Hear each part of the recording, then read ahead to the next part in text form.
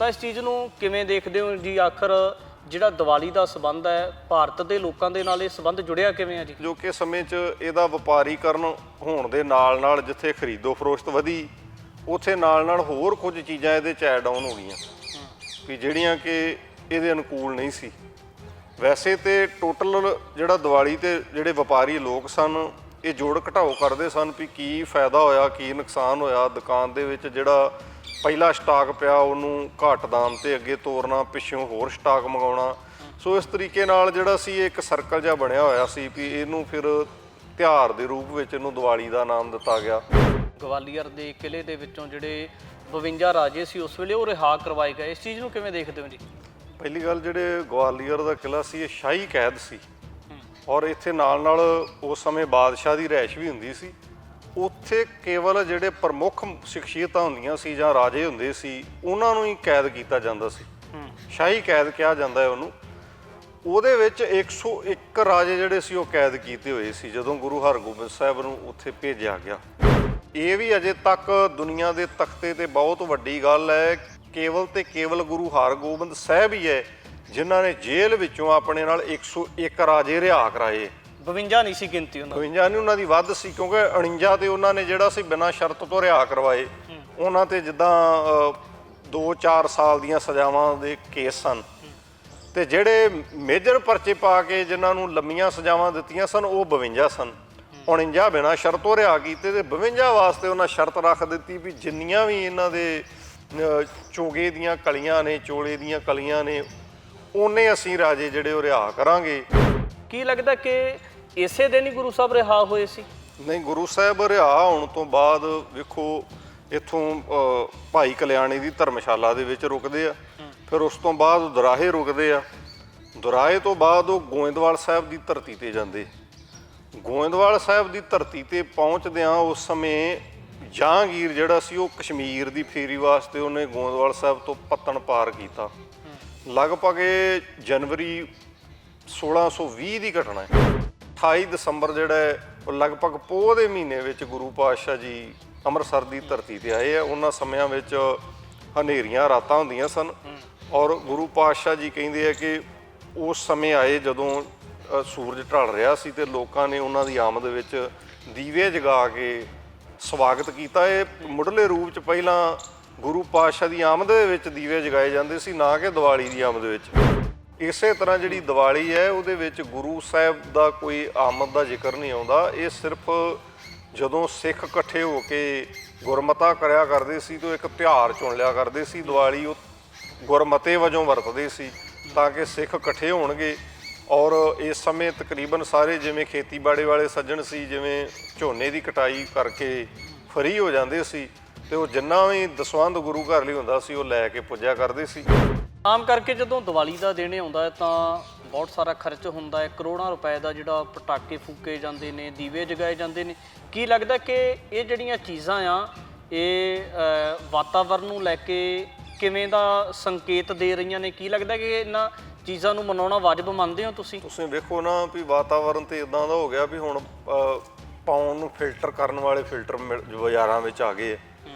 ਇਹਦਾ ਮਤਲਬ ਸਾਡੀ ਪਵਨ ਇੰਨੀ ਗੰਦੀ ਹੋ ਚੁੱਕੀ ਹੈ ਵੀ ਇਹ ਸ਼ੁੱਧ ਰਹਿ ਹੀ ਨਹੀਂ ਗਈ, ਇਹਨੂੰ ਫਿਲਟਰ ਕਰਨਾ ਪੈ ਰਿਹਾ। ਪਾਣੀ ਤੇ ਅਸੀਂ ਬਰਬਾਦ ਕਰ ਹੀ ਚੁੱਕੇ ਹਾਂ। ਉਹ ਜਿਹੜੀ ਹਵਾ ਕੁਦਰਤੀ ਹੈ ਜੇ ਇਹ ਬਰਬਾਦ ਹੋ ਗਈ ਤੇ ਬੰਦੇ ਨੇ ਲੰਮਾ ਜੀਵਨ ਕਿਵੇਂ ਜਿਉਣਾ? ਆਤਿਸ਼ਬਾਜ਼ੀ ਦਾ ਵੀ ਕੋਈ ਸਿੱਖਾਂ ਨਾਲ ਸੰਬੰਧ ਨਹੀਂ ਕਿਉਂਕਿ ਸਿੱਖ ਤੇ ਰੋਜ਼ ਪੜ੍ਹਦੇ ਪਵਨ ਗੁਰੂ ਪਾਣੀ ਪਿਤਾ ਮਾਤਾ ਧਰਤ ਮੱਤ, ਤੇ ਪਵਨ ਨੂੰ ਗੁਰੂ ਕਹਿਣ ਵਾਲੇ ਪਟਾਕੇ ਚਲਾ ਕੇ ਪਵਨ ਥੋੜ੍ਹੀ ਖਰਾਬ ਕਰਨਗੇ। ਉਹ ਇਸ ਕਰਕੇ ਜਾਂ ਤੇ ਅਸੀਂ ਗੁਰਬਾਣੀ ਤੋਂ ਸਖਣੇ ਆਕੀ ਹਾਂ ਤੇ ਜਾਂ ਫਿਰ ਅਸੀਂ ਜਿਹੜਾ ਵੀ ਇਹ ਮੰਨਣਾ ਹੀ ਨਹੀਂ ਚਾਹੁੰਦੇ ਵੀ ਅਸੀਂ ਮਤਲਬ ਗੁਰਬਾਣੀ ਦੇ ਅਨੁਕੂਲ ਜੀਵਨ ਜਿਉਣਾ ਹੈ। ਸੋ ਇਸੇ ਤਰੀਕੇ ਜੇ ਬਿਮਾਰੀਆਂ ਦਾ ਜਨਮ ਹੋਇਆ ਤੇ ਉਹ ਕੁਦਰਤ ਦੀ ਛੇੜਛਾੜ ਦੇ ਨਾਲ ਹੋਇਆ। ਜੇ ਅਸੀਂ ਇਸੇ ਤਰ੍ਹਾਂ ਆਪਣੇ ਮਨ ਦੀ ਖੁਸ਼ੀ ਨੂੰ ਮੁੱਖ ਰੱਖ ਕੇ ਚੰਦ ਮਿੰਟਾਂ ਲਈ ਇੱਦਾਂ ਪ੍ਰਦੂਸ਼ਣ ਕਰਦੇ ਰਹਿ ਗੱਡੀਆਂ ਰਾਹੀਂ, ਪਟਾਕਿਆਂ ਰਾਹੀਂ ਜਾਂ ਹੋਰ ਸਾਧਨਾਂ ਰਾਹੀਂ, ਤੇ ਇੱਕ ਦਿਨ ਕੁਦਰਤ ਸਾਨੂੰ ਬੁਰੇ ਤਰੀਕੇ ਨਾਲ ਫੁੰਡੇਗੀ। ਫਿਰ ਇਹ ਪਵਨ ਜਿਹੜੀ ਹੈ ਇਹ ਸ਼ੁੱਧ ਨਹੀਂ ਰਹੇਗੀ ਤੇ ਅਸੀਂ ਵੀ ਸ਼ੁੱਧ ਹੀ ਬਣ ਜਾਵਾਂਗੇ ਕਿਉਂਕਿ ਸਾਡੇ ਅੰਦਰ ਵੀ ਸ਼ੁੱਧ ਹਵਾ ਜਾਏਗੀ ਤੇ ਬ੍ਰੇਨ ਨੇ ਵਰਕ ਕਰਨਾ ਨਹੀਂ ਤੇ ਬ੍ਰੇਨ ਨੇ ਪ੍ਰੋਪਰ ਵਰਕ ਨਹੀਂ ਕਰਨਾ। ਭਾਰਤ ਦੇ ਵਿੱਚ ਦੀਵਾਲੀ ਦੇ ਮੱਦੇਨਜ਼ਰ ਬਹੁਤ ਸਾਰੀਆਂ ਧਿਰਾਂ ਦੇ ਵੱਲੋਂ ਇਸ ਚੀਜ਼ ਨੂੰ ਧਰਮ ਦੇ ਨਾਲ ਜੋੜ ਕੇ ਦੇਖਿਆ ਜਾਂਦਾ ਕਿ ਦੀਵਾਲੀ ਬਹੁਤ ਸਾਰੇ ਧਰਮਾਂ ਦਾ ਦਿਨ ਹੈ। ਇਸੇ ਨੂੰ ਲੈ ਕੇ ਬਹੁਤ ਸਾਰੇ ਧਰਮਾਂ ਦੇ ਵੱਲੋਂ ਇਸ ਚੀਜ਼ ਨੂੰ ਸੈਲੀਬ੍ਰੇਟ ਵੀ ਕੀਤਾ ਜਾਂਦਾ ਹੈ ਤੇ ਖਾਸ ਤੌਰ ਤੇ ਸਿੱਖ ਧਰਮ ਦੇ ਨਾਲ ਵੀ ਇਸ ਦੀਵਾਲੀ ਦੇ ਦਿਨ ਨੂੰ ਜੋੜਿਆ ਜਾਂਦਾ। ਤਾਂ ਇਸੇ ਵਿਸ਼ੇ ਦੇ ਉੱਪਰ ਚਰਚਾ ਕਰਾਂਗੇ। ਤਮਾਮ ਸਾਰੇ ਸਵਾਲ ਨੇ ਔਰ ਉਹਨਾਂ ਸਵਾਲਾਂ ਦੇ ਵੀ ਜਵਾਬ ਲੈਣ ਦਾ ਯਤਨ ਕਰਾਂਗੇ। ਮੇਰੇ ਨਾਲ ਇਸੇ ਵਿਸ਼ੇ ਦੇ ਉੱਪਰ ਗੱਲਬਾਤ ਕਰਨ ਵਾਸਤੇ ਪੰਥ ਪ੍ਰਸਿੱਧ ਪ੍ਰਚਾਰਕ ਭਾਈ ਗੁਰਪਾਲ ਸਿੰਘ ਤਿਮੋਵਾਲ ਨੇ, ਉਹਨਾਂ ਦੇ ਨਾਲ ਗੱਲਬਾਤ ਕਰਦੇ। ਤਿਮੋਵਾਲ ਸਾਹਿਬ, ਸਭ ਤੋਂ ਪਹਿਲਾਂ ਸਵਾਗਤ ਹੈ ਜੀ। ਵਾਹਿਗੁਰੂ ਜੀ ਕਾ ਖਾਲਸਾ, ਵਾਹਿਗੁਰੂ ਜੀ ਕੀ ਫਤਿਹ। ਸਭ ਤੋਂ ਪਹਿਲਾਂ ਤਾਂ ਸਵਾਲ ਹੈ ਜੀ, ਜਿਵੇਂ ਦੀਵਾਲੀ ਹੈ ਭਾਰਤ ਦੇ ਬਹੁਤ ਵੱਡੀ ਤਾਦਾਦ ਦੇ ਵਿੱਚ, ਬਹੁਤ ਵੱਡੇ ਤਬਕੇ ਦੇ ਵੱਲੋਂ ਮਨਾਈ ਜਾਂਦੀ ਆ, ਤਾਂ ਇਸ ਚੀਜ਼ ਨੂੰ ਕਿਵੇਂ ਦੇਖਦੇ ਹੋ ਜੀ? ਆਖਰ ਜਿਹੜਾ ਦੀਵਾਲੀ ਦਾ ਸੰਬੰਧ ਹੈ ਭਾਰਤ ਦੇ ਲੋਕਾਂ ਦੇ ਨਾਲ, ਇਹ ਸੰਬੰਧ ਜੁੜਿਆ ਕਿਵੇਂ ਆ ਜੀ? ਵੇਖੋ, ਜਦੋਂ ਵਰਨਵੰਡ ਹੋਈ, ਵਰਨਵੰਡ ਦੇ ਵਿੱਚ ਜਿਵੇਂ ਜਿਵੇਂ ਕਿਸੇ ਦਾ ਕਾਰੋਬਾਰ ਸੀ, ਕਾਰੋਬਾਰ ਦੇ ਅਧੀਨ ਤਿਉਹਾਰ ਮਨਾਏ ਜਾਂਦੇ ਸੀ। ਜਿਵੇਂ ਜਿਹੜਾ ਦੀਵਾਲੀ, ਇਹ ਵੈਸ਼ ਮਤ ਦੇ ਨਾਲ ਜਾਂ ਵੈਸ਼ ਵਰਗ ਦੇ ਨਾਲ ਸੰਬੰਧਿਤ ਇਤਿਹਾਸ ਮੰਨਿਆ ਜਾਂਦਾ, ਕਿਉਂਕਿ ਉਸ ਸਮੇਂ ਵਪਾਰੀ ਜਿਹੜੇ ਸੀ ਉਹ ਖਰੀਦੋ ਫਰੋਖਤ ਕਰਦੇ ਸੀ। ਪਹਿਲਾ ਮਾਲ ਵੇਚ ਕੇ ਨਵਾਂ ਮਾਲ ਉਹਨਾਂ ਨੇ ਦੁਕਾਨਾਂ ਵਿੱਚ ਭਰਨਾ। ਮਤਲਬ ਕੁੱਲ ਮਿਲਾ ਕੇ ਜਿਹੜਾ ਸੀ ਇਹਦਾ ਸੰਬੰਧ ਵਪਾਰੀ ਲੋਕਾਂ ਦੇ ਨਾਲ ਸੀ। ਜਿਹੜਾ ਵਪਾਰੀ ਵਰਗ ਸੀ ਉਹ ਇਸ ਤਿਉਹਾਰ ਨੂੰ ਮਨਾਉਂਦਾ ਸੀ। ਇਸੇ ਤਰ੍ਹਾਂ ਸ਼ੂਦਰਾਂ ਨੂੰ ਹੋਲੀ ਦੇ ਦਿੱਤੀ। ਜਿਹੜਾ ਹੋਲੀ ਆ ਉਹਦੇ ਵਿੱਚ ਇੱਕ ਦੂਜੇ ਤੇ ਉਹਨਾਂ ਰੰਗ ਸੁੱਟਣਾ, ਉਸ ਹਿਸਾਬ ਦੇ ਨਾਲ ਤਿਉਹਾਰਾਂ ਦੀ ਜਿਹੜੀ ਸੀ ਉਹ ਵਰਨਵੰਡ ਹੋ ਗਈ। ਪਰ ਜੇ ਜੋਕੇ ਸਮੇਂ 'ਚ ਵੇਖਿਆ ਜਾਏ ਤੇ ਜੋਕੇ ਸਮੇਂ 'ਚ ਇਹਦਾ ਵਪਾਰੀਕਰਨ ਹੋਣ ਦੇ ਨਾਲ ਨਾਲ ਜਿੱਥੇ ਖਰੀਦੋ ਫਰੋਖਤ ਵਧੀ, ਉੱਥੇ ਨਾਲ ਨਾਲ ਹੋਰ ਕੁਝ ਚੀਜ਼ਾਂ ਇਹਦੇ 'ਚ ਐਡ ਆਨ ਹੋ ਗਈਆਂ ਵੀ ਜਿਹੜੀਆਂ ਕਿ ਇਹਦੇ ਅਨੁਕੂਲ ਨਹੀਂ ਸੀ।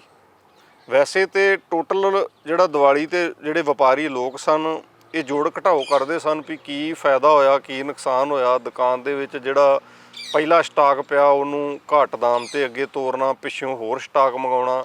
ਸੋ ਇਸ ਤਰੀਕੇ ਨਾਲ ਜਿਹੜਾ ਸੀ ਇਹ ਇੱਕ ਸਰਕਲ ਜਿਹਾ ਬਣਿਆ ਹੋਇਆ ਸੀ ਵੀ ਇਹਨੂੰ ਫਿਰ ਤਿਉਹਾਰ ਦੇ ਰੂਪ ਵਿੱਚ ਇਹਨੂੰ ਦੀਵਾਲੀ ਦਾ ਨਾਮ ਦਿੱਤਾ ਗਿਆ। ਵਪਾਰੀ ਵਰਗ ਦੇ ਵੱਲੋਂ ਕਿਹੜੀਆਂ ਅਜਿਹੀਆਂ ਚੀਜ਼ਾਂ ਦਾ ਆਦਾਨ ਪ੍ਰਦਾਨ ਕੀਤਾ ਜਾਂਦਾ ਸੀ ਜਿਹਦਾ ਨੁਕਸਾਨ ਤੇ ਇਜ਼ਾਫਾ ਦੇਖਿਆ ਜਾਂਦਾ ਸੀ?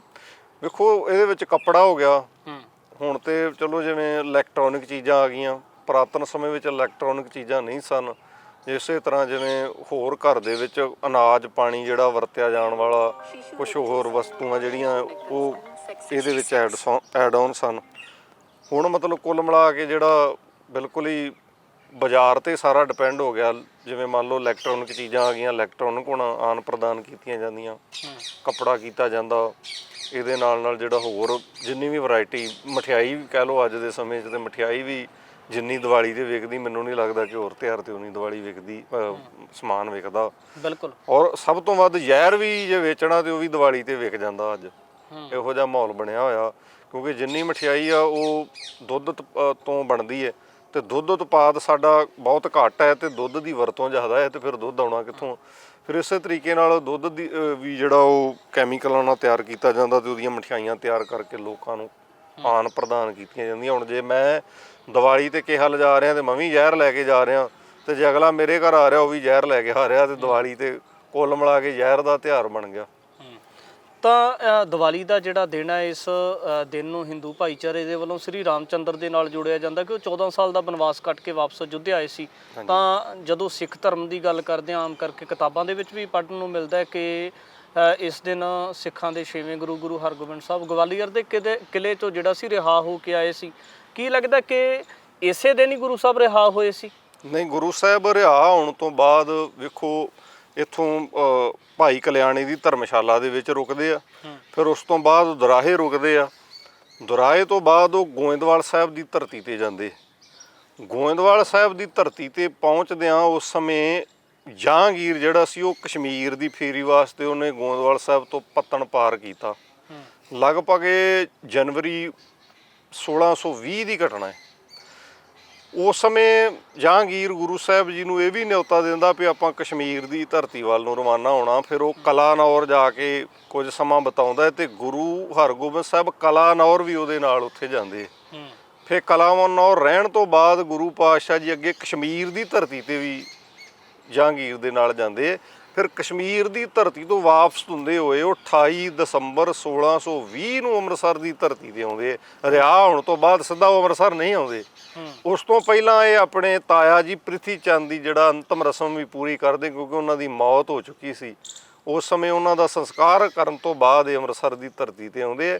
ਔਰ 28 ਦਸੰਬਰ ਜਿਹੜਾ ਉਹ ਲਗਭਗ ਪੋਹ ਦੇ ਮਹੀਨੇ ਵਿੱਚ ਗੁਰੂ ਪਾਤਸ਼ਾਹ ਜੀ ਅੰਮ੍ਰਿਤਸਰ ਦੀ ਧਰਤੀ ਤੇ ਆਏ ਆ। ਉਹਨਾਂ ਸਮਿਆਂ ਵਿੱਚ ਹਨੇਰੀਆਂ ਰਾਤਾਂ ਹੁੰਦੀਆਂ ਸਨ ਔਰ ਗੁਰੂ ਪਾਤਸ਼ਾਹ ਜੀ ਕਹਿੰਦੇ ਆ ਕਿ ਉਸ ਸਮੇਂ ਆਏ ਜਦੋਂ ਸੂਰਜ ਢਲ ਰਿਹਾ ਸੀ ਤੇ ਲੋਕਾਂ ਨੇ ਉਹਨਾਂ ਦੀ ਆਮਦ ਵਿੱਚ ਦੀਵੇ ਜਗਾ ਕੇ ਸਵਾਗਤ ਕੀਤਾ। ਇਹ ਮੁੱਢਲੇ ਰੂਪ 'ਚ ਪਹਿਲਾਂ ਗੁਰੂ ਪਾਤਸ਼ਾਹ ਦੀ ਆਮਦ ਦੇ ਵਿੱਚ ਦੀਵੇ ਜਗਾਏ ਜਾਂਦੇ ਸੀ, ਨਾ ਕਿ ਦੀਵਾਲੀ ਦੀ ਆਮਦ ਵਿੱਚ।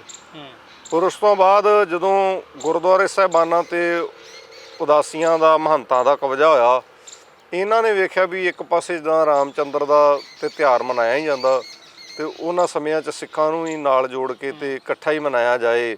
ਹਿੰਦੂ ਵੀ ਇੱਥੇ ਆਉਣਗੇ, ਸਿੱਖ ਵੀ ਇੱਥੇ ਆਉਣਗੇ। ਕਿਸੇ ਵੀ ਇਤਿਹਾਸਕ ਸਰੋਤ ਦੇ ਵਿੱਚ ਜਾਣਕਾਰੀ ਨਹੀਂ ਹੈਗੀ ਕਿ ਜਿਹੜਾ ਗੁਰੂ ਸਾਹਿਬ ਆ ਉਹ ਦੀਵਾਲੀ ਵਾਲੇ ਦਿਨ ਬੰਦੀ ਕੈਦ ਦੇ ਵਿੱਚੋਂ ਰਿਹਾ ਹੋਏ ਸੀ, ਕਿ ਕਿਸੇ ਵੀ ਗ੍ਰੰਥ 'ਚੋਂ ਜਾਣਕਾਰੀ ਨਹੀਂ ਦੇਖੋ ਕਿਸੇ ਜਿਹੜੇ ਮੂਲ ਸਰੂਤ ਸਾਡੇ ਗੁਰੂ ਕੀਆਂ ਸਾਖੀਆਂ ਤੇ ਜਾਂ ਪਾਟਵਈਆਂ ਨੇ, ਉਹਨਾਂ ਅਕੋਰਡਿੰਗ ਤੇ ਇਹ ਡੇਟ ਮੈਂਸ਼ਨ ਨਹੀਂ। ਉਹਨਾਂ ਨੇ 28 ਦਸੰਬਰ 1620 ਦਾ ਦੱਸਿਆ ਕਿ ਉਸ ਸਮੇਂ ਗੁਰੂ ਪਾਤਸ਼ਾਹ ਜੀ ਰਿਹਾ ਹੋ ਕੇ ਆਏ। ਇਹ ਦੀਵਾਲੀ ਦਾ ਵੇਖੋ ਸਿੱਖਾਂ ਨੇ ਇਹਨਾਂ ਨੂੰ ਵਧੀਆ ਢੰਗ ਨਾਲ ਤਿਉਹਾਰਾਂ ਨੂੰ ਵਰਤਿਆ। ਜਿਵੇਂ ਵਿਸਾਖੀ ਹੋਈ, ਵਿਸਾਖੀ ਦੇ ਉੱਤੇ ਪਹਿਲਾਂ ਇਹਨਾਂ ਦਾ ਮੰਨਣਾ ਸੀ ਵੀ ਗੁਰੂ ਨਾਨਕ ਸਾਹਿਬ ਦਾ ਪ੍ਰਕਾਸ਼ ਪੁਰਬ ਵਿਸਾਖੀ ਵਾਲੇ ਦਿਨ ਹੋਇਆ, ਕਿਉਂਕਿ ਕਰਮ ਸਿੰਘ ਹਿਸਟੋਰੀਅਨ ਨੇ ਵੀ ਲਿਖਿਆ ਕੱਤਕ ਕੇ ਵਿਸਾਖ। ਉਸ ਤੋਂ ਬਾਅਦ ਫਿਰ ਗੁਰੂ ਨਾਨਕ ਸਾਹਿਬ ਦੇ ਪ੍ਰਕਾਸ਼ ਪੁਰਬ ਨੂੰ ਸਮਰਪਿਤ ਵਿਸਾਖੀ ਮਨਾਈ ਜਾਂਦੀ ਰਹੀ। ਤਿਉਹਾਰ ਨਹੀਂ ਮਨਾਇਆ ਜਾਂਦਾ ਰਿਹਾ, ਗੁਰੂ ਨਾਨਕ ਸਾਹਿਬ ਦਾ ਪ੍ਰਕਾਸ਼ ਪੁਰਬ ਮਨਾਇਆ ਜਾਂਦਾ ਰਿਹਾ। ਫਿਰ ਉਸ ਤੋਂ ਬਾਅਦ ਜਦੋਂ ਗੋਂਦਵਾਲ ਸਾਹਿਬ ਦੀ ਆਪਣੀ ਬੌਲੀ ਦਾ ਕੜ ਤੋੜਨਾ, ਉਹ ਕੜ ਵੀ ਵਿਸਾਖੀ ਵਾਲੇ ਦਿਨ ਹੀ ਗੁਰੂ ਨਾਨਕ ਸਾਹਿਬ ਨੂੰ ਸਮਰਪਿਤ ਤੋੜਿਆ ਗਿਆ। ਫਿਰ ਉਸ ਤੋਂ ਬਾਅਦ ਜਿਵੇਂ ਗੁਰੂ ਗੋਬਿੰਦ ਸਿੰਘ ਸਾਹਿਬ ਜੀ ਨੇ ਖਾਲਸਾ ਪੰਥ ਦੀ ਸਾਜਨਾ ਕਰਨੀ, ਉਹ ਖਾਲਸਾ ਪੰਥ ਦੀ ਸਾਜਨਾ ਵੀ ਗੁਰੂ ਨਾਨਕ ਸਾਹਿਬ ਦੇ ਪ੍ਰਕਾਸ਼ ਪੁਰਬ ਨੂੰ ਸਮਰਪਿਤ ਕੀਤੀ ਗਈ। ਸੋ ਇਸ ਕਰਕੇ ਤਿਉਹਾਰ ਵਿਸਾਖੀ ਨਹੀਂ, ਗੁਰੂ ਨਾਨਕ ਸਾਹਿਬ ਦਾ ਪ੍ਰਕਾਸ਼ ਪੁਰਬ ਪ੍ਰਮੁੱਖ ਹੈ। ਇਸੇ ਤਰ੍ਹਾਂ ਜਿਹੜੀ ਦੀਵਾਲੀ ਹੈ ਉਹਦੇ ਵਿੱਚ ਗੁਰੂ ਸਾਹਿਬ ਦਾ ਕੋਈ ਆਮਦ ਦਾ ਜ਼ਿਕਰ ਨਹੀਂ ਆਉਂਦਾ। ਇਹ ਸਿਰਫ ਜਦੋਂ ਸਿੱਖ ਇਕੱਠੇ ਹੋ ਕੇ ਗੁਰਮਤਾ ਕਰਿਆ ਕਰਦੇ ਸੀ ਤਾਂ ਇੱਕ ਤਿਉਹਾਰ ਚੁਣ ਲਿਆ ਕਰਦੇ ਸੀ। ਦੀਵਾਲੀ ਉਹ ਗੁਰਮਤੇ ਵਜੋਂ ਵਰਤਦੇ ਸੀ ਤਾਂ ਕਿ ਸਿੱਖ ਇਕੱਠੇ ਹੋਣਗੇ। ਔਰ ਇਸ ਸਮੇਂ ਤਕਰੀਬਨ ਸਾਰੇ ਜਿਵੇਂ ਖੇਤੀਬਾੜੀ ਵਾਲੇ ਸੱਜਣ ਸੀ, ਜਿਵੇਂ ਝੋਨੇ ਦੀ ਕਟਾਈ ਕਰਕੇ ਫਰੀ ਹੋ ਜਾਂਦੇ ਸੀ ਤੇ ਉਹ ਜਿੰਨਾ ਵੀ ਦਸਵੰਧ ਗੁਰੂ ਘਰ ਲਈ ਹੁੰਦਾ ਸੀ ਉਹ ਲੈ ਕੇ ਪੁੱਜਿਆ ਕਰਦੇ ਸੀ। ਇਹਦੇ ਨਾਲ ਫਿਰ ਉਸ ਸਮੇਂ ਕੁਝ ਮਾਇਆ ਵੀ ਇਕੱਤਰ ਕਰਕੇ ਸਿੱਖੀ ਦੇ ਪ੍ਰਚਾਰ ਪ੍ਰਸਾਰ ਹਿੱਤ ਸਿੱਖ ਕੋਈ ਉਪਰਾਲੇ ਕਰਿਆ ਕਰਦੇ ਸੀ। ਆਮ ਕਰਕੇ ਵੀ ਸਵਾਲ ਰਹਿੰਦਾ ਹੈ ਖਾਸ ਤੌਰ ਤੇ ਨਵੀਂ ਪੀੜ੍ਹੀ ਦਾ ਕਿ ਜੇ 6ਵੇਂ ਪਾਤਸ਼ਾਹ ਗੁਰੂ ਹਰਗੋਬਿੰਦ ਸਾਹਿਬ ਗਵਾਲੀਅਰ ਦੇ ਕਿਲ੍ਹੇ 'ਚੋਂ ਰਿਹਾ ਹੋ ਕੇ ਦੀਵਾਲੀ ਵਾਲੇ ਦਿਨ ਨਹੀਂ ਸੀ ਆਏ, ਫਿਰ ਦੀਵਾਲੀ ਮਨਾਈ ਕਿਉਂ ਜਾਂਦੀ ਹੈ? ਕਿਉਂ ਬੰਦੀ ਛੋੜ ਦਾ ਨਾਮ ਦਿੱਤਾ ਜਾਂਦਾ ਇਸ ਦਿਨ ਨੂੰ?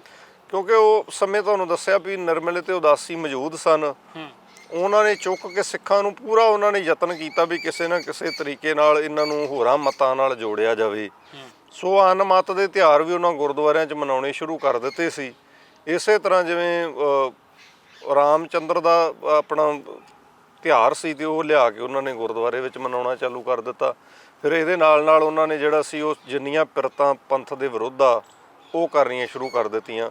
ਜਦੋਂ ਕਿ ਹੁਣ ਜੇ ਜੋ ਕਿ ਸਮੇਂ 'ਚ ਵੇਖਿਆ ਜਾਏ ਤੇ ਆਤਿਸ਼ਬਾਜ਼ੀ ਦਾ ਵੀ ਕੋਈ ਸਿੱਖਾਂ ਨਾਲ ਸੰਬੰਧ ਨਹੀਂ, ਕਿਉਂਕਿ ਸਿੱਖ ਤੇ ਰੋਜ਼ ਪੜ੍ਹਦੇ ਪਵਨ ਗੁਰੂ ਪਾਣੀ ਪਿਤਾ ਮਾਤਾ ਧਰਤ ਮੱਤ, ਤੇ ਪਵਨ ਨੂੰ ਗੁਰੂ ਕਹਿਣ ਵਾਲੇ ਪਟਾਕੇ ਚਲਾ ਕੇ ਪਵਨ ਥੋੜ੍ਹੀ ਖਰਾਬ ਕਰਨਗੇ। ਉਹ ਇਸ ਕਰਕੇ ਜਾਂ ਤੇ ਅਸੀਂ ਗੁਰਬਾਣੀ ਤੋਂ ਸਖਣੇ ਆਕੀ ਹਾਂ ਤੇ ਜਾਂ ਫਿਰ ਅਸੀਂ ਜਿਹੜਾ ਵੀ ਇਹ ਮੰਨਣਾ ਹੀ ਨਹੀਂ ਚਾਹੁੰਦੇ ਵੀ ਅਸੀਂ ਮਤਲਬ ਗੁਰਬਾਣੀ ਦੇ ਅਨੁਕੂਲ ਜੀਵਨ ਜਿਉਣਾ ਹੈ। ਤੇ ਕੁੱਲ ਮਿਲਾ ਕੇ ਜਿਹੜਾ ਅਸੀਂ ਕੁਦਰਤ ਦੀ ਬਰਬਾਦੀ ਵਾਲੇ ਰਾਹ ਤੁਰ ਪਏ ਹਾਂ। ਤੇ ਦੀਵਾਲੀ ਤੇ ਜਾਂ ਹੋਰ ਤਿਉਹਾਰ ਜਿਹੜੇ ਤਕਰੀਬਨ ਅਸੀਂ ਇਹਨਾਂ ਚੀਜ਼ਾਂ ਤੇ ਪੈਸਾ ਵੀ ਖਰਚ ਕਰਦੇ ਹਾਂ ਤੇ ਪ੍ਰਦੂਸ਼ਣ ਨੂੰ ਵੀ ਬਰਬਾਦ ਕਰਦੇ ਹਾਂ। ਭਾਈ ਸਾਹਿਬ, ਤੁਸੀਂ ਵੀ ਪੇਸ਼ੇ ਤੋਂ ਪ੍ਰਚਾਰਕ ਹੋ ਤੇ ਖਾਸ ਤੌਰ ਤੇ ਜਦੋਂ ਇਦਾਂ ਦੀਆਂ ਸਮਾਜ ਦੇ ਵਿੱਚ ਇਤਿਹਾਸਕ ਦਿਹਾੜਿਆਂ ਨੂੰ ਵਿਗਾੜ ਕੇ ਕੁਰੀਤੀਆਂ ਪੈਦਾ ਕੀਤੀਆਂ ਜਾਂਦੀਆਂ ਤੇ ਉਸ ਵੇਲੇ ਬਹੁਤ ਸਾਰੇ ਲੋਕਾਂ ਦੇ ਸਵਾਲ ਵੀ ਹੁੰਦੇ ਕਿ ਆਖਰ ਜਿਹੜੀਆਂ ਸਾਡੀਆਂ ਨੁਮਾਇੰਦਾ ਪ੍ਰਚਾਰਕ ਜਥੇਬੰਦੀਆਂ ਸੀ ਜਾਂ ਪ੍ਰਚਾਰਕ ਸ਼੍ਰੇਣੀ ਸੀ, ਉਹਨਾਂ ਦੀਆਂ ਬਹੁਤ ਵੱਡੀਆਂ ਜ਼ਿੰਮੇਵਾਰੀਆਂ ਸੀ। ਕੀ ਲੱਗਦਾ ਕਿ ਫਿਰ ਉਹ ਪੈਰਲਲ ਤੇ ਕੋਈ ਵਰਕ ਕਰ ਨਹੀਂ ਸਕੇ?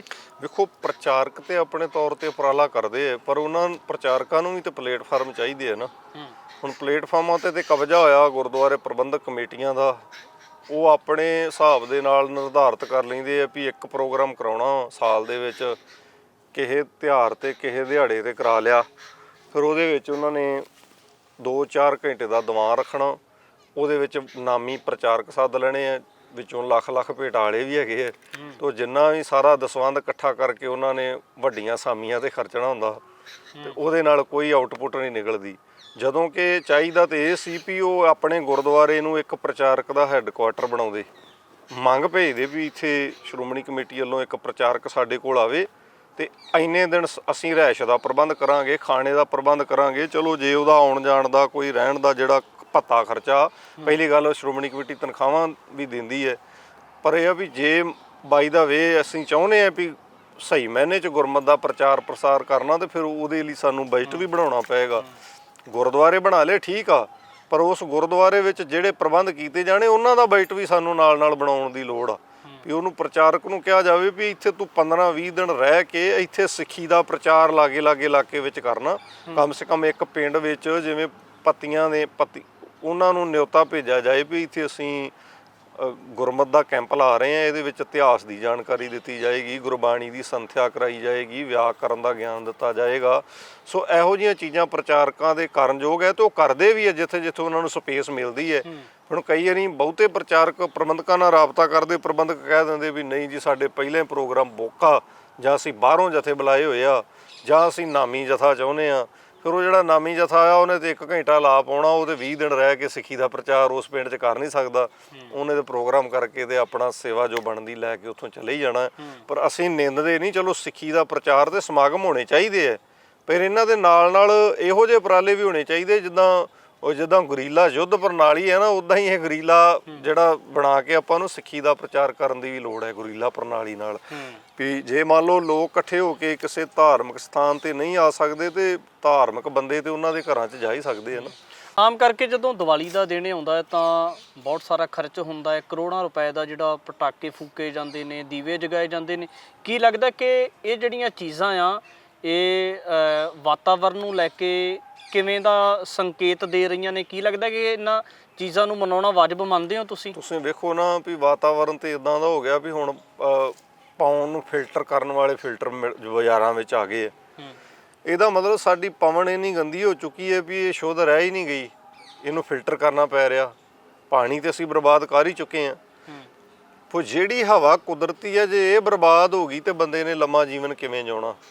ਅੱਜ ਜਿਹੜੇ ਹਾਲਾਤ ਬਣੇ ਆ, ਬਾਡੀ ਜਿਹੜੀ ਕੈਂਸਰ ਦਾ ਮਰੀਜ਼ ਬੰਦਾ ਉਹ ਕਿਉਂ ਮਰੀਜ਼ ਆ? ਕਿਉਂਕਿ ਉਹਨੂੰ ਅੰਦਰ ਔਰਗਨਾਂ ਨੂੰ ਆਕਸੀਜਨ ਪੂਰੀ ਸ਼ੁੱਧ ਨਹੀਂ ਮਿਲੀ, ਤੇ ਔਰਗਨਾਂ ਨੂੰ ਆਕਸੀਜਨ ਨਹੀਂ ਮਿਲੀ ਤੇ ਕਲਾਉਟ ਬਣ ਗਏ ਤੇ ਕੈਂਸਰ ਦਾ ਰੂਪ ਧਾਰਨ ਕਰ ਗਏ। ਸੋ ਇਸੇ ਤਰੀਕੇ ਜੇ ਬਿਮਾਰੀਆਂ ਦਾ ਜਨਮ ਹੋਇਆ ਤੇ ਉਹ ਕੁਦਰਤ ਦੀ ਛੇੜਛਾੜ ਦੇ ਨਾਲ ਹੋਇਆ। ਜੇ ਅਸੀਂ ਇਸੇ ਤਰ੍ਹਾਂ ਆਪਣੇ ਮਨ ਦੀ ਖੁਸ਼ੀ ਨੂੰ ਮੁੱਖ ਰੱਖ ਕੇ ਚੰਦ ਮਿੰਟਾਂ ਲਈ ਇੱਦਾਂ ਪ੍ਰਦੂਸ਼ਣ ਕਰਦੇ ਰਹਿ, ਗੱਡੀਆਂ ਰਾਹੀਂ, ਪਟਾਕਿਆਂ ਰਾਹੀਂ ਜਾਂ ਹੋਰ ਸਾਧਨਾਂ ਰਾਹੀਂ, ਤੇ ਇੱਕ ਦਿਨ ਕੁਦਰਤ ਸਾਨੂੰ ਬੁਰੇ ਤਰੀਕੇ ਨਾਲ ਫੁੰਡੇਗੀ। ਫਿਰ ਇਹ ਪਵਨ ਜਿਹੜੀ ਹੈ ਇਹ ਸ਼ੁੱਧ ਨਹੀਂ ਰਹੇਗੀ ਤੇ ਅਸੀਂ ਵੀ ਸ਼ੁੱਧ ਹੀ ਬਣ ਜਾਵਾਂਗੇ, ਕਿਉਂਕਿ ਸਾਡੇ ਅੰਦਰ ਵੀ ਸ਼ੁੱਧ ਹਵਾ ਜਾਏਗੀ ਤੇ ਬ੍ਰੇਨ ਨੇ ਵਰਕ ਕਰਨਾ ਨਹੀਂ, ਤੇ ਬ੍ਰੇਨ ਨੇ ਪ੍ਰੋਪਰ ਵਰਕ ਨਹੀਂ ਕਰਨਾ। ਆਮ ਕਰਕੇ ਇਹ ਹੁੰਦਾ ਕਿ ਜਦੋਂ ਕਿਸਾਨ ਭਾਈਚਾਰਾ ਕਿਤੇ ਪਰਾਲੀ ਨੂੰ ਅੱਗ ਲਾਉਂਦਾ ਤਾਂ ਉਹਨਾਂ ਦੇ ਉੱਪਰ ਬਹੁਤ ਸਾਰੇ ਪਰਚੇ ਦਰਜ ਹੋ ਜਾਂਦੇ ਆ, ਪਰ ਆਖਰ ਉਹਨਾਂ ਦੇ ਵੀ ਤਾਂ ਸਵਾਲ ਰਹਿੰਦੇ ਨੇ ਕਿ ਆਖਰ ਜੇ ਸਾਡੇ ਪਰਾਲੀ ਨੂੰ ਅੱਗ ਲਾਇਆ ਇੱਦਾਂ ਮਾਹੌਲ ਖਰਾਬ ਹੁੰਦਾ ਹੈ, ਵਾਤਾਵਰਨ ਦੇ ਵਿੱਚ ਵਿਗਾੜ ਪੈਦਾ ਹੁੰਦਾ, ਤਾਂ ਜਿਹੜਾ ਕਰੋੜਾਂ ਨਹੀਂ ਅਰਬਾਂ ਰੁਪਏ ਦਾ ਤੁਸੀਂ ਪਟਾਕਾ ਫੂਕ ਦਿੰਦੇ ਹੋ ਇਹਦੇ ਨਾਲ ਵਾਤਾਵਰਨ ਖਰਾਬ ਨਹੀਂ ਹੁੰਦਾ? ਗੌਰਮੈਂਟ ਨੂੰ ਆਪਣੇ ਪ੍ਰੋਫਿਟ ਨਾਲ ਮਤਲਬ ਆ। ਜੇ ਉਹਨਾਂ ਨੂੰ ਪਟਾਕਿਆਂ ਤੋਂ ਟੈਕਸ ਆ ਰਿਹਾ, ਪੈਸਾ ਆ ਰਿਹਾ, ਤੇ ਉਹਨਾਂ ਨੇ ਇਹ ਗੱਲ ਸੋਚਣੀ ਨਹੀਂ ਵੀ ਇਹਦੇ ਨਾਲ ਹਵਾ ਤੇ ਕੁਦਰਤ ਖਰਾਬ ਹੋਣੀ ਹੈ। ਉਹਨਾਂ ਆਪਣਾ ਖਜ਼ਾਨਾ ਵੇਖਣਾ, ਉਹਨਾਂ ਨੇ ਕੁਦਰਤ ਦੀ ਮਿਹਰਬਾਨੀ ਨਹੀਂ ਵੇਖਣੀ। ਸੋ ਇਸ ਕਰਕੇ ਉਹਨਾਂ ਨੂੰ ਲੱਗਾ ਵੀ ਪਟਾਕਿਆਂ ਵਿੱਚੋਂ ਜਿਹੜਾ ਉਹ ਸਹੀ ਮਾਇਨੇ 'ਚ ਫਾਇਦਾ ਹੁੰਦਾ, ਤੇ ਪਟਾਕਾ ਮਾਰਕੀਟਾਂ ਬਣ ਗਈਆਂ, ਪਟਾਕਾ ਸੁਸਾਇਟੀਆਂ ਬਣ ਗਈਆਂ, ਔਰ ਪਟਾਕੇ ਦੇ ਸਟਾਲ ਜਿਹੜੇ ਉਹ ਸਰਕਾਰਾਂ ਨੇ ਮਨਜ਼ੂਰੀਆਂ ਦੇ ਦਿੱਤੀਆਂ ਵੀ ਇੱਥੇ ਲੱਗਣਗੇ। ਸੋ ਸੋਚਣ ਵਾਲੀ ਗੱਲ ਆ। ਹੁਣ ਸ਼ਰਾਬ ਜਿਹੜੀ ਹੈ ਇਹ ਕਿੱਡੀ ਕੁ ਵਧੀਆ ਚੀਜ਼ ਆ, ਸ਼ਰਾਬ ਤੋਂ ਗੌਰਮੈਂਟ ਨੂੰ ਫਾਇਦਾ ਹੁੰਦਾ। ਉਹ ਇਸ ਕਰਕੇ ਉਹਨਾਂ ਨੇ ਲਾ ਦਿੱਤਾ ਵੀ ਕੋਈ ਨਹੀਂ, ਜਿਹੜਾ ਪੀਂਦਾ ਪੀਵੇ, ਪੀ ਕੇ ਮਰੇ, ਸਾਨੂੰ ਕੋਈ ਨਹੀਂ, ਸਾਨੂੰ ਟੈਕਸ ਆ ਰਿਹਾ, ਸਾਨੂੰ ਬੈਨੀਫਿਟ ਆ ਰਿਹਾ, ਸਾਡੇ ਖਜ਼ਾਨੇ 'ਚ ਪੈਸਾ ਆਉਣਾ ਚਾਹੀਦਾ। ਕੋਈ ਵੀ ਮਾਧਿਅਮ ਹੋਵੇ, ਭਾਵੇਂ ਜਗ੍ਹਾ ਰਹਿਣ ਯੋਗ ਰਹੇ ਜਾਂ ਨਾ ਰਹੇ, ਭਾਵੇਂ ਧਰਤੀ, ਮਿੱਟੀ, ਪਾਣੀ ਸਾਰਾ ਕੁਝ ਖਰੋਣ। ਵੇਖੋ ਪਾਣੀ ਸ਼ੁੱਧ ਦੇਣਾ ਸਰਕਾਰ ਦਾ ਹੀ ਕੰਮ। ਅਸੀਂ ਆਪਣਾ ਪ੍ਰਾਈਵੇਟ ਫਿਲਟਰ ਕਿਉਂ ਲਾ ਰਹੇ ਹਾਂ? ਜਦੋਂ ਕਿ ਅਸੀਂ ਰਹਿ ਰਹੇ ਹਾਂ, ਇੱਥੇ ਹਵਾਬਾਜੀ ਦੇ ਮੰਤਰੀ ਆ, ਇੱਥੇ ਪਾਣੀ ਦੇ ਮੰਤਰੀ ਆ, ਇੱਥੇ ਧਰਤੀ ਦੇ ਲੈਣ ਦੇ ਮੰਤਰੀ ਆ। ਉਹ ਮੰਤਰੀ ਕਿਹੜੇ ਕੰਮ ਨੂੰ ਮੰਤਰੀ ਆ? ਜਦੋਂ ਲੈਣ ਸਹੀ ਨਹੀਂ ਰਹਿਣੀ, ਪਾਣੀ ਸਹੀ ਨਹੀਂ ਰਹਿਣਾ, ਹਵਾ ਸਹੀ ਨਹੀਂ ਰਹਿਣੀ, ਮਤਲਬ ਕੋਈ ਹਵਾਬਾਜੀ ਮੰਤਰੀ ਉੱਠ ਕੇ ਇਹ ਗੱਲ ਕਹਿੰਦਾ ਵੀ ਜਿਹੜਾ ਪ੍ਰਦੂਸ਼ਣ ਕੰਟਰੋਲ ਬੋਰਡ ਵਾਲਾ ਜਾਂ ਪੰਜਾਬ ਪ੍ਰਦੂਸ਼ਣ ਕੰਟਰੋਲ ਬੋਰਡ ਆ ਜਾਂ ਇੰਡੀਆ ਦਾ ਜਿਹੜਾ ਉਹ ਪ੍ਰਦੂਸ਼ਣ ਕੰਟਰੋਲ ਬੋਰਡ ਆ, ਕਦੀ ਕਿਸੇ ਨੇ ਬਿਆਨ ਦਾਗਿਆ ਵੀ ਅਸੀਂ ਇਹਦੇ ਵਿਰੁੱਧ ਸੜਕ ਤੇ ਉਤਰਾਂਗੇ, ਅਸੀਂ ਪਟਾਕਿਆਂ ਦੇ ਹੱਕ ਵਿੱਚ ਨਹੀਂ ਹੈਗੇ। ਜਿੰਨੀਆਂ ਵੀ ਸੰਸਥਾਵਾਂ ਬਣੀਆਂ, NGO ਬਣੀਆਂ, ਸਾਰੇ ਚੁੱਪ ਵੱਟ ਕੇ ਬਹਿ ਜਾਂਦੇ ਆ ਵੀ ਹਰ ਬੰਦੇ ਨੂੰ ਆਪਣੇ ਮਫਾਦ ਨਾਲ ਮਤਲਬ ਆ। ਬਿਲਕੁਲ ਜੀ, ਇੱਥੇ ਕੋਈ ਬੰਦਾ ਜਿਹੜਾ ਵਾ ਕਿਸੇ ਦੀ ਲੜਾਈ ਨਹੀਂ ਜੇ ਲੜਦਾ, ਨਾ ਕੋਈ ਕੁਦਰਤ ਵਾਸਤੇ ਲੜਦਾ। ਚੰਦ ਬੰਦੇ ਆ ਜਿਹੜੇ ਕੁਦਰਤ ਨੂੰ ਬਚਾਉਣ ਵਾਸਤੇ ਆਪਣੀ NGO ਬਣਾਉਂਦੇ ਆ, ਲੜਦੇ ਆ, ਉਹਨਾਂ ਤੇ ਕੇਸ ਵੀ ਚੱਲਦੇ ਆ, ਉਹ ਕੇਸ ਵੀ ਲੜਦੇ ਆ। ਪਿੱਛੇ ਜੇ ਇੱਕ ਅਮਰੀਕਾ ਦਾ ਬੰਦਾ ਸੀ, ਉਹਨੇ ਇੱਕ NGO ਬਣਾਈ ਸੀ ਸ਼ਾਰਕ ਮੱਛੀਆਂ ਨੂੰ ਬਚਾਉਣ ਵਾਸਤੇ। ਉਸ ਬੰਦੇ ਨੇ ਜਿਹੜੀਆਂ ਜਾਪਾਨ ਦੀਆਂ ਕੁਝ ਕੰਪਨੀਆਂ ਸਮੁੰਦਰੀ ਜਹਾਜ਼ਾਂ ਰਾਹੀਂ ਉਹਨਾਂ ਦਾ ਸ਼ਿਕਾਰ ਕਰਦੇ ਸੀ ਨਾ, ਵੇਲ ਮੱਛੀਆਂ ਦਾ, ਉਹਨੇ ਇੱਕ ਆਪਣਾ ਪ੍ਰਾਈਵੇਟ ਜਹਾਜ਼ ਬਣਾ ਕੇ, NGO ਬਣਾ ਕੇ ਉਹਨਾਂ ਜਹਾਜ਼ਾਂ ਨੂੰ ਤਬਾਹ ਕੀਤਾ ਕਿ ਵੇਲ ਮੱਛੀਆਂ ਦਾ ਸ਼ਿਕਾਰ ਨਾ ਕੀਤਾ ਜਾ ਸਕੇ। ਜੇ ਵੇਲਾਂ ਦਾ ਇਦਾਂ ਹੀ ਸ਼ਿਕਾਰ ਹੁੰਦਾ ਰਿਹਾ ਤੇ ਇੱਕ ਵੀ ਵੇਲ ਬਚਣੀ ਨਹੀਂ, ਇਹਨਾਂ ਦੀਆਂ ਪ੍ਰਜਾਤੀਆਂ ਜਿਹੜੀਆਂ ਉਹ ਖਤਮ ਹੋ ਜਾਣੀਆਂ। ਸੋ ਕਈ ਬੰਦੇ ਇਦਾਂ ਦੇ ਵੀ ਹੈਗੇ ਜਿਹੜੇ ਮਤਲਬ এনवायरमेंट ਦੇ ਵਿਰੁੱਧ ਜਾ ਕੇ ਜਹਾਜ਼ ਛੇੜਦੇ ਆ, ਭੁੱਖ ਹੜਤਾਲਾਂ ਤੇ ਬੈਠਦੇ ਆ। ਪਰ ਜਦੋਂ ਆ ਦੀਵਾਲੀ ਦਾ ਤਿਉਹਾਰ ਆਉਂਦਾ, ਕੋਈ ਵੀ ਨਿੱਤਰ ਕੇ ਸਾਹਮਣੇ ਨਹੀਂ ਆਉਂਦਾ ਵੀ ਅਸੀਂ ਸਾਰੇ ਜਾਣੇ ਰਲ ਕੇ ਇੱਕ ਜਿਹੜਾ ਉਹ ਜਹਾਜ਼ ਛੇੜਾਂਗੇ ਸਰਕਾਰ ਦੇ ਵਿਰੁੱਧ, ਜਾਂ ਜਿਹੜੇ ਪਾਉਣ ਦੇ ਮਿਨਿਸਟਰ ਆ, ਜਾਂ ਪਾਣੀ ਦੇ ਮਿਨਿਸਟਰ ਆ, ਜਾਂ ਲੈਂਡ ਦੇ ਮਿਨਿਸਟਰ ਆ, ਉਹਨਾਂ ਦੇ ਬੂਹਿਆਂ ਅੱਗੇ ਜਾ ਕੇ ਅਸੀਂ ਧਰਨੇ ਦੇਵਾਂਗੇ। ਕੀ ਲੱਗਦਾ ਕਿ ਅਵੇਅਰਨੈਸ ਦੀ ਘਾਟ ਇਹਦੇ ਵਿੱਚ, ਜਾਂ ਵੈਸੇ ਹੀ ਲੋਕ ਵੇਸਲੇ ਹੋ ਗਏ? ਅਵੇਅਰਨੈਸ ਦੀ ਵੀ ਘਾਟ ਆ। ਕੁਛ ਇਦਾਂ ਵਾ ਵੀ ਲੋਕ ਨਿੱਜੀ ਮਫਾਦਾਂ ਨਾਲ ਜੁੜੇ ਆ। ਜੇ ਉਹਨਾਂ ਨੂੰ ਲੱਗਣ ਡਿਆ ਵੀ ਸਾਡਾ ਕੋਈ ਨਿੱਜੀ ਫਾਇਦਾ, ਤੇ ਉਹ ਲੋਕ ਘਰੋਂ ਝੰਡਾ ਲੈ ਕੇ ਤੁਰਦੇ ਆ। ਜੇ ਕੋਈ ਜਾਪਦਾ ਵੀ ਨਹੀਂ ਸਾਂਝਾ ਮਸਲਾ, ਤੇ ਸਾਰੇ ਦੜ ਵੱਟ ਜਮਾਨਾ ਕੱਟ ਵਾਲਾ ਕੰਮ ਕਰਦੇ। ਪਰ ਦੜ ਵੱਟਿਆਂ ਗੱਡੀ ਚੱਲਣੀ ਨਹੀਂ। ਜੇ ਸਾਰੇ ਇਦਾਂ ਹੀ ਚੁੱਪ ਚਪੀਤੇ ਹੀ ਸਾਰਾ ਕੁਝ ਸਹਿੰਦੇ ਰਹੇ, ਪਟਾਕਾ ਮਾਰਕੀਟਾਂ ਜਿਹੜਾ ਬਰਦਾਸ਼ਤ ਕਰਦੇ ਰਹੇ, ਪਟਾਕਾ ਫੈਕਟਰੀਆਂ ਦਾ ਵਿਰੋਧ ਨਾ ਹੋਇਆ, ਤੇ ਆਉਣ ਵਾਲੇ ਸਮੇਂ 'ਚ ਆਕਸੀਜਨ ਸਿਲੰਡਰ ਲਾ ਕੇ ਘਰੋਂ ਨਿਕਲਣਾ ਪਿਆ ਕਰਨਾ, ਜੇ ਇਦਾਂ ਹੀ ਅਸੀਂ ਚੁੱਪ ਕੀਤੇ ਰਹੇ, ਕਿਉਂਕਿ ਮਾਹੌਲ ਇੰਨਾ ਖਰਾਬ ਹੋ ਚੁੱਕਾ ਹੈ। ਆਮ ਕਰਕੇ ਜਦੋਂ ਦੀਵਾਲੀ ਦਾ ਤਿਉਹਾਰ ਆਉਂਦਾ ਹੈ, ਬਹੁਤ ਸਾਰੇ ਲੋਕਾਂ ਦੇ ਵੱਲੋਂ ਇਹ ਮਨੌਤ ਬਣਾਈ ਹੋਈ ਹੈ, ਘਰਾਂ ਦੀ ਸਫਾਈ ਕੀਤੀ ਜਾਂਦੀ ਹੈ, ਤਾਂ ਖਾਸ ਤੌਰ ਤੇ ਇਹ ਕਿਹਾ ਜਾਂਦਾ ਕਿ ਜਦੋਂ ਦੀਵਾਲੀ ਦੀ ਰਾਤ ਹੁੰਦੀ ਹੈ ਤਾਂ ਰਾਤ ਵੇਲੇ ਘਰਾਂ ਦੇ ਜਿਹੜੇ ਦਰਵਾਜ਼ੇ ਉਹਨੂੰ ਖੁੱਲ੍ਹੇ ਰੱਖੋ, ਲక్ష్ਮੀ ਆਊਗੀ ਘਰ ਦੇ ਵਿੱਚ। ਇਸ ਚੀਜ਼ ਨੂੰ ਕਿਵੇਂ ਦੇਖਦੇ ਹੋ? ਵਾਜਬ ਹੈ ਜੀ ਇਹ ਗੱਲ? ਵੇਖੋ, ਲక్ష్ਮੀ ਦੀਵਾਲੀ ਤੇ ਜਾਂਦੀ ਆ, ਆਉਂਦੀ ਤੇ ਕਾਰੋਬਾਰੀਆਂ ਦੇ ਘਰ ਹੀ ਹੈ। ਹੁਣ ਜਦੋਂ ਝਾਤ ਮਾਰ ਕੇ ਵੇਖਿਆ ਜਾਏ ਤੇ ਆਪਾਂ ਆਫਰ ਹੀ ਇਦਾਂ ਦੇ ਦੀਵਾਲੀ ਤੇ ਲੱਗੇ ਹੁੰਦੇ ਆ ਵੀ ਅੱਧ ਰੇਟ ਤੇ ਚੀਜ਼ ਮਿਲ ਰਹੀ ਹੈ, ਨਹੀਂ ਵੀ ਲੋੜ ਅੱਧੇ ਰੇਟ ਤੇ ਮਿਲ ਰਹੀ, ਚੱਕ ਲਓ ਜੀ। ਬਹੁਤ ਸਾਰਾ ਸਮਾਨ ਅਸੀਂ ਜਿਹੜਾ ਦੀਵਾਲੀ ਤੇ ਖਰੀਦੋ ਫਰੋਖਤ ਕਰਦੇ ਆ, ਜਿਹਦੇ ਤੋਂ ਬਿਨਾਂ ਅੱਗੇ ਸਾਲ ਭਰ ਸਰ ਰਿਹਾ ਸੀ, ਪਰ ਦੀਵਾਲੀ ਤੇ ਆ ਕੇ ਐਨ ਮੌਕੇ ਤੇ ਆਪਾਂ ਕਹਿੰਦੇ ਆ ਵੀ ਇਹਨੂੰ ਖਰੀਦਿਆ ਜਾਏ। ਬਹੁਤੇ ਲੋਕ ਜਿਹੜੇ ਘਰਾਂ ਦੇ ਵਿੱਚ ਖਰੀਦੋ ਫਰੋਖਤ ਦੀਵਾਲੀ ਤੇ ਕਰਦੇ ਆ, ਇਹਦਾ ਮਤਲਬ ਦੀਵਾਲੀ ਤੇ ਲక్ష్ਮੀ ਗਈ ਆ, ਆਈ ਨਹੀਂ। ਸੋ ਦੂਸਰੇ ਨੰਬਰ ਤੇ ਆਈ ਉਹਨਾਂ ਕੋਲ ਹੈ ਜਿਨ੍ਹਾਂ ਨੇ ਕੋਈ ਦਰਵਾਜ਼ੇ ਖੁੱਲ੍ਹੇ ਨਹੀਂ ਰੱਖੇ, ਜਿਨ੍ਹਾਂ ਨੇ ਸਿਰਫ ਆਪਣੇ ਕਾਰੋਬਾਰ ਵੱਲ ਧਿਆਨ ਦਿੱਤਾ ਹੈ। ਸੋ ਇਸ ਕਰਕੇ ਕੋਈ ਵੀ ਤਿਉਹਾਰ ਆਏ, ਪਹਿਲਾਂ ਤੁਸੀਂ ਆਪਣੀ ਜੇਬ ਵੇਖੋ, ਆਪਣਾ ਕਾਰੋਬਾਰ ਵੇਖੋ, ਤੇ ਫੇਰ ਹੀ ਖਰੀਦੋ ਫਰੋਖਤ ਵੱਲ ਹੋ। ਤੇ ਬਾਕੀ ਸਫਾਈ ਤੇ ਘਰਾਂ ਦੀ ਵੈਸੇ ਕਰਨੀ ਚਾਹੀਦੀ ਹੈ। ਜਿਵੇਂ ਹੁਣ ਡੇਂਗੂ ਮਲੇਰੀਆ ਫੈਲ ਰਿਹਾ ਹੈ, ਸੋ ਘਰਾਂ ਦੀ ਨਹੀਂ, ਆਲੇ ਦੁਆਲੇ ਦੀ ਸਫਾਈ ਵੀ ਕਰਨੀ ਬਣਦੀ ਹੈ ਵੀ ਕਿੱਥੇ ਪਾਣੀ ਖੜਾ ਹੈ, ਕਿੱਥੇ ਸਾਡੇ ਕੋਲ ਸੜਕ ਤੇ ਟੋਆ ਪਿਆ ਹੈ, ਕਿੱਥੇ ਸਾਡੀ ਗਲੀ ਅੱਗੇ ਟੋਆ ਪਿਆ ਹੈ, ਉੱਥੇ 2 ਬਾਲਟੀ ਮਿੱਟੀ ਦੇ ਪਾ ਕੇ ਆਪਾਂ ਉਹਨੂੰ ਪੱਧਰਾ ਵੀ ਕਰ ਸਕਦੇ ਹਾਂ। ਜਿੱਥੇ ਪਾਣੀ ਖੜਾ ਹੈ ਉਹ ਪਾਣੀ ਦੇ ਨਿਕਾਸ ਦਾ ਪ੍ਰਬੰਧ ਵੀ ਕਰ ਸਕਦੇ ਹਾਂ। ਮਤਲਬ ਸਫਾਈ ਸਾਡਾ ਰੋਜ਼ਾਨਾ ਦੀ ਰੂਟੀਨ ਦਾ ਹਿੱਸਾ ਹੈ, ਨਾ ਕਿ ਮਤਲਬ ਕੋਈ ਤਿਉਹਾਰ ਮਿੱਥਿਆ ਜਾਏ ਵੀ ਇੱਥੇ ਸਫਾਈ ਕਰਨੀ ਹੈ ਵੀ ਲక్ష్ਮੀ ਨੇ ਆਉਣਾ ਹੈ। ਇਹਦਾ ਮਤਲਬ ਅਸੀਂ ਇੱਕ ਦਿਨ ਵਾਸਤੇ ਲక్ష్ਮੀ ਨੂੰ ਉਡੀਕਦੇ ਹਾਂ, ਬਾਕੀ ਸਾਲ ਭਰ ਸਾਨੂੰ ਲక్ష్ਮੀ ਨਹੀਂ ਚਾਹੀਦੀ। ਲక్ష్ਮੀ ਤੇ ਰੋਜ਼ ਸਾਡੇ ਘਰਾਂ ਦੀ ਲੋੜ ਆ। ਇਹ ਵੀ ਲੋਕ ਸਵਾਲ ਕਰ ਦਿੰਦੇ ਕਿ ਜੇ ਲక్ష్ਮੀ ਦੇ ਦਰਵਾਜ਼ੇ ਖੁੱਲ੍ਹੇ ਕਰਨ ਨਾਲ ਹੀ ਆਉਂਦੀ ਹੈ, ਤੇ ਫਿਰ ਇਦਾਂ ਦੇ ਕੋਈ ਘਰ ਵੀ ਹੈਗੇ ਜਿਨ੍ਹਾਂ ਦੇ ਦਰਵਾਜ਼ੇ ਦਰਵਾਜ਼ੇ ਹੈ ਨਹੀਂ, ਉਹ ਵਿਚਾਰੇ ਦਰਵਾਜ਼ੇ ਲਾਉਣ ਨੂੰ ਤਰਸ ਰਹੇ ਹੈ, ਉਹਨਾਂ ਦੀਆਂ ਬਾਰੀਆਂ ਨਹੀਂ। ਇੱਥੇ ਉਹ ਵੀ ਲੋਕ ਹੈਗੇ ਜਿਨ੍ਹਾਂ ਦੇ ਘਰ ਹੀ ਹੈ ਨਹੀਂ ਹੈ, ਦਰਵਾਜ਼ਿਆਂ ਦੀ ਤੇ ਗੱਲ ਦੂਰ ਦੀ ਹੈ। ਸੋ ਇਸ ਕਰਕੇ ਕੁਝ ਕੁ ਮਨੌਤਾਂ ਜਿਹੜੀਆਂ ਅਸੀਂ ਆਪਣੇ ਮਨੋਂ ਹੀ ਬਣਾ ਲੀਆਂ ਕਿ ਐਦਾਂ ਹੋ ਜਾਏਗਾ ਤੇ ਆਹ ਫਾਇਦਾ ਹੋ ਜਾਣਾ, ਇੱਦਾਂ ਹੋ ਜਾਏਗਾ, ਆਹ ਨੁਕਸਾਨ ਹੋ ਜਾਣਾ ਹੈ। ਲੱਗਦਾ ਨਹੀਂ ਇਹ ਜਿੰਨੀਆਂ ਵੀ ਮਨੌਤਾਂ ਘੜੀਆਂ ਗਈਆਂ ਵਿਪਰਵਾਦ ਦੇ ਵੱਲੋਂ ਜਾਂ ਪੁਜਾਰੀਵਾਦ ਦੇ ਵੱਲੋਂ, ਇਹਨਾਂ ਮਨੌਤਾਂ ਦਾ ਸਭ ਤੋਂ ਵੱਧ ਸ਼ਿਕਾਰ ਵੀ ਅਸੀਂ ਹੋਏ ਹਾਂ। ਬਿਲਕੁਲ, ਸ਼ਿਕਾਰ ਦੇ ਆਮ ਵਰਗ ਦਾ ਲੋਕ ਹੀ ਹੋਏਗਾ। ਜੇ ਵੇਖੋ, ਜਿਹੜਾ ਹੁਣ ਬੰਦਾ ਐਜੂਕੇਟ ਨਹੀਂ ਹੈਗਾ, ਜਾਂ ਜਿਹੜੇ ਬੰਦੇ ਨੇ ਕਿਸੇ ਪਾਰਟੀਕੂਲਰ ਸਬਜੈਕਟ ਦੇ ਵਿੱਚ ਕੋਈ ਮਹਾਰਤ ਹਾਸਲ ਨਹੀਂ ਕੀਤੀ, ਜਾਂ ਕਾਨੂੰਨ ਦਾ ਗਿਆਨ ਨਹੀਂ ਹੈਗਾ, ਉਹਨੇ ਤਾਂ ਵੇਖਣਾ ਬਾਕੀ ਲੋਕ ਕੀ ਕਰ ਰਹੇ ਆ, ਆਲਾ ਦੁਆਲਾ ਕੀ ਕਰ ਰਿਹਾ। ਔਰ 90% ਲੋਕ ਵੇਖਦੇ ਵੀ ਸਾਡੀ ਸੋਸਾਇਟੀ 'ਚ ਕੀ ਚੱਲ ਰਿਹਾ। ਜੇ ਮੰਨ ਲਓ ਮੇਰੇ ਗੁਆਂਢੀ ਨੇ 20 ਲੱਖ ਰੁਪਈਆ ਲਾ ਕੇ ਵਿਆਹ ਕੀਤਾ, ਤੇ ਮੈਂ ਵੀ ਉਸੇ ਹੀ ਗੱਲ ਤੇ ਸਟੈਂਡ ਕਰ ਜਾਣਾ ਵੀ ਜੇ ਕੱਲ ਨੂੰ ਮੈਂ ਘੱਟ ਪੈਸੇ ਖਰਚਾਂਗਾ ਤੇ ਆਂਢੀ ਗੁਆਂਢੀ ਕੀ ਕਹਿਣਗੇ, ਮੇਰਾ ਨੱਕ ਨਹੀਂ ਰਹਿਣਾ। ਭਾਵੇਂ ਕਰਜ਼ਾ ਚੁੱਕ ਕੇ ਇੰਨੇ ਪੈਸੇ ਲਾਵਾਂ, ਮੈਂ ਲਾਵਾਂਗਾ, ਕਿਉਂਕਿ ਮੇਰਾ ਨੱਕ ਹੀ ਫੇਰ ਰਹਿਣਾ। ਇਸੇ ਤਰੀਕੇ ਮਠਿਆਈਆਂ ਦੀ ਗੱਲਬਾਤ ਕਰ ਲਓ, ਆ ਪਟਾਕੇ ਫੋੜਨ ਦੀ ਗੱਲ ਕਰ ਲਓ, ਤੇ ਬਹੁਤੇ ਲੋਕ ਮੈਂ ਵੇਖੇ ਕਈ ਵਾਰ ਬੱਚਿਆਂ ਨੂੰ ਇਸ ਮੱਤ ਦੇਣ ਦੀ ਬਜਾਏ ਉਹ ਕਹਿ ਦਿੰਦੇ ਵੀ ਗੁਆਂਢੀਆਂ ਨਾਲੋਂ ਵੱਧ ਪਟਾਕੇ ਲਿਆ ਕੇ ਐਤਕੀ ਫੋੜਨੇ ਆਪਾਂ, ਜ਼ਿਆਦਾ ਦੇਰ ਤੱਕ ਚਲਾਉਣੇ ਆ।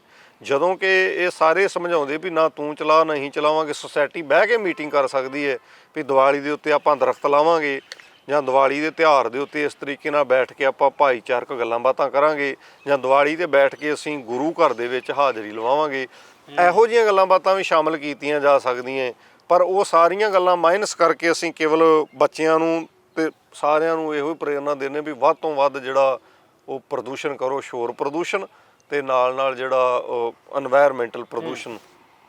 ਬਿਲਕੁਲ, ਤਮਾਮ ਸਾਰੇ ਸਵਾਲਾਂ ਨੂੰ ਲੈ ਕੇ ਗੱਲਬਾਤ ਕੀਤੀ ਆ, ਔਰ ਖਾਸ ਤੌਰ ਤੇ ਜਿਹੜਾ ਦੀਵਾਲੀ ਦਾ ਇਤਿਹਾਸਕ ਪੱਖ ਕੀ ਹੈ, ਤੇ ਦੂਜੇ ਪਾਸੇ ਦੀਵਾਲੀ ਦੀ ਆੜ ਦੇ ਵਿੱਚ ਬਹੁਤ ਸਾਰੀ ਜਿਹੜਾ ਵਿਪਰਵਾਦ ਨੀਤੀ ਦਾ ਸ਼ਿਕਾਰ ਹੋਏ ਆ, ਜਿਹੜੀਆਂ ਕੁਰੀਤੀਆਂ ਸਮਾਜ ਦੇ ਵਿੱਚ ਪੈਦਾ ਹੋ ਚੁੱਕੀਆਂ ਨੇ, ਤਾਂ ਇਸੇ ਨੂੰ ਲੈ ਕੇ ਇੱਕ ਅਵੇਅਰਨੈਸ ਰੂਪੀ ਗੱਲਬਾਤ ਕੀਤੀ ਆ। ਤਾਂ ਭਵਿੱਖ ਦੇ ਵਿੱਚ ਵੀ ਕੋਸ਼ਿਸ਼ ਰਹੇਗੀ ਕਿ ਤਮਾਮ ਸਾਰੇ ਵਿਸ਼ਿਆਂ ਦੇ ਬਾਬਤ ਇਸ ਤਰ੍ਹਾਂ ਦੀਆਂ ਸ਼ਖਸੀਅਤਾਂ ਦੇ ਨਾਲ ਗੱਲਬਾਤ ਲੈ ਕੇ ਹਾਜ਼ਰ ਹੁੰਦੇ ਰਹੀਏ।